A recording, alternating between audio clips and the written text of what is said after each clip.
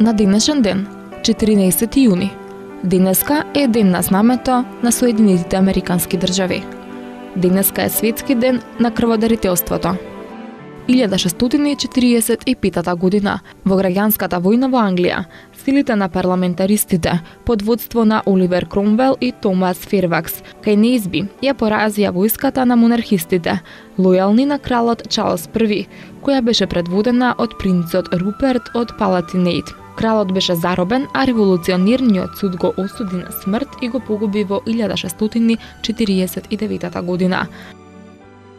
1777 година Конгресот на САД го прифати знамето ѕвезда и пруга како официјално државно знаме. 1800 година Наполеон Бонапарта, начело на француската војска, ги победи австриските трупи кај италијанското село Маренго и повторно ја освои Италија. 1811 година во Личфилд е родена Хариет Елизабет Бичерстоув, американска писателка, неуморен борец за ослободување на робовите и за правата на жените. Автор е на познатиот роман Колибата на Чичко Том, дело кое придонесе за укинување на робството во САД. Умре во 1896 година. 1837 година во Неапол умре Джакомо Леопарди, еден од најголемите италијански поети. Неговата поезија е израз на неговиот песимистички став кон човековото битисување. Во стих и проза тој создаде стилен јазичен израз.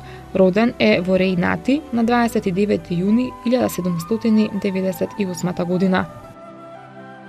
1904 година во Сремска каменица умре Јован Јовановиќ Змај, српски писател, преведувач, новинар, академик и лекар, еден од најпопуларните детски писатели, кој се смета за родоначалник на српската поезија. Негови познати дела се Пејанија и Трендафилџиња. Како новинар основа и уредуваше повеќе списанија, од кои најзначајни се сатиричното дело Змај и списанието за деца Невен. Роден е во Нови Сад на 6 декември 1833 година. 1928 година роден е аргентинскиот револуционер Ернесто Че Гевара, кој прерасна во символ на револуцијата во Јужна Америка, но и широм светот, особено меѓу младите. Дипломира медицина во Буенос Ариес во 1953 година, а потоа отиде во Гватемала, па во Мексико, каде го запозна Фидел Кастро, со чија експедиција во 1956 година се истовари на Куба.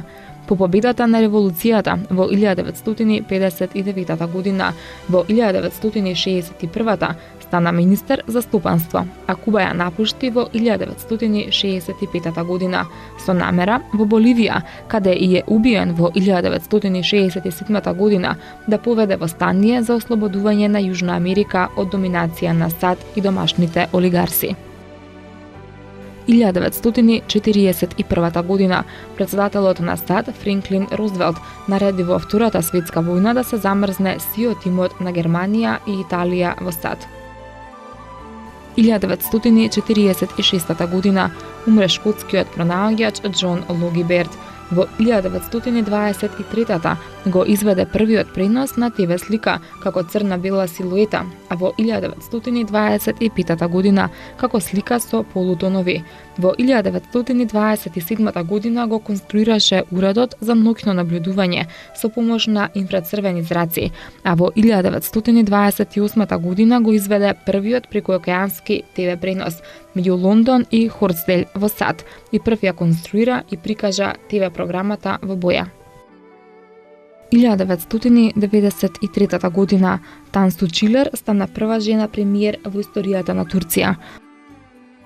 1996 година во Скопје е отворен британскиот информативен центар.